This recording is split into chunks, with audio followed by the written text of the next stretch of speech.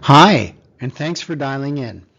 I'm Kelly Frank, author of To the Moon Investing, visually mapping your winning stock market portfolio.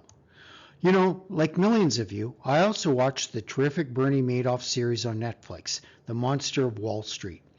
I was really intrigued by the alleged option revenue engine that Madoff used to trip investors and auditors, and I'm a pain to why the BM engine had no fuel from the get-go.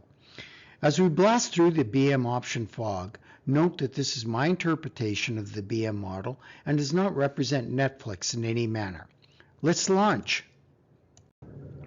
My pilot of the BM model rests on two principles. First, the quest for simplicity. This is an approach often referred to as Occam's razor, after the 14th century English theologian that essentially said the best decision path is often the simplest. And second, using a visual in an engaging manner as pioneered by Dan Rome, the best-selling author of The Back of the Napkin.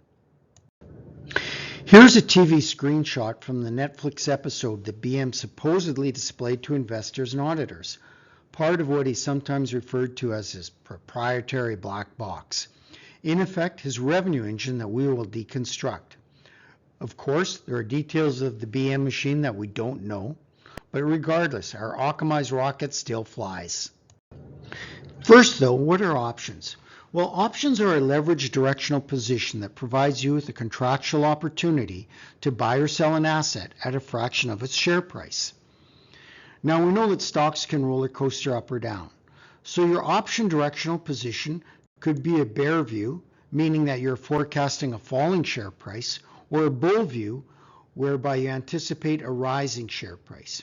There are many ways to trade options, and we're going to follow this red line and view a bear split strike. Here on the left, I replicated the Netflix screenshot from my TV. The selling, also known as writing of option calls, could be driven by an underlying basket of shares or through an index. At a $20 share price, selling a $25 call generates a premium to the seller, that is BM, and he will be obligated to make the contracted option shares available at the strike price of $25 in the volumes and within the time frame of the option contract. This means the buyer of the call that took the other side from BM has the right to call in the shares at $25 if they go above the $25 strike price. In other words, the directional position of the call buyer to the BM sale is that the $20 shares will go above $25 during the option contract. Now BM offsets or splits his call trade through the purchase of puts on the same stocks or index in the same quantities and time frame.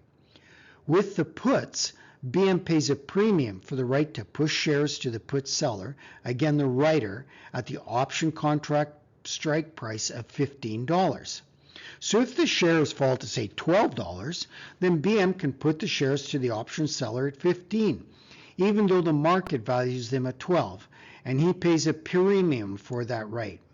Now, two critical factors governing the success of the BM trade for the call and the put are the volatility of the underlying share price and time decay arising from the option contract end dates.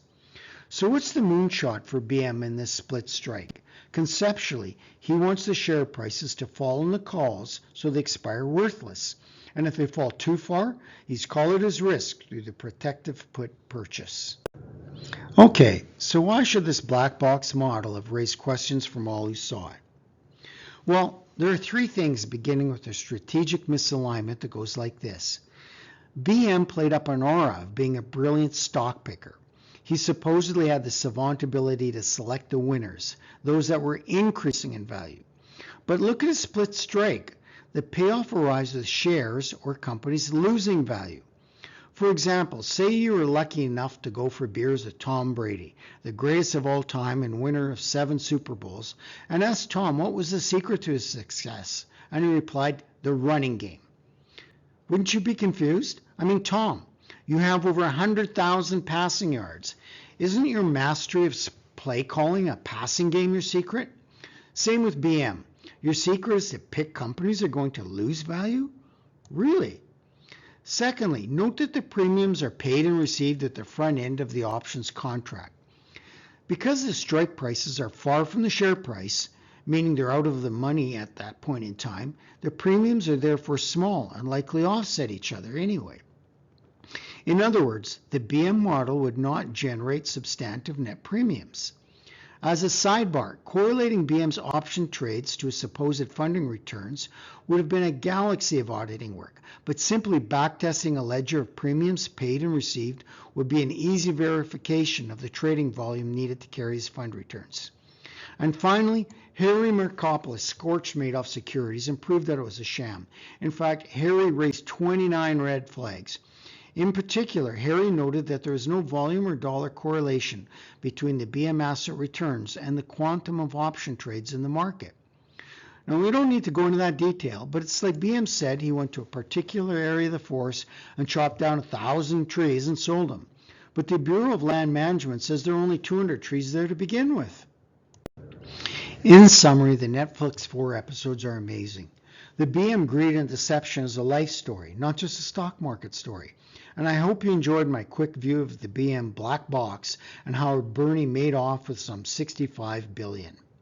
Also check out the awesome work of Aaron Ardveland, Michael Okront, and Harry Markopoulos for more on Bernie Madoff and his companies. Thanks for watching, and if you want a greater and optimized understanding of the market and options, pick up a copy of my book with its free investing maps to guide your flight. And keep your radar on for my upcoming book vlogs. Over and out.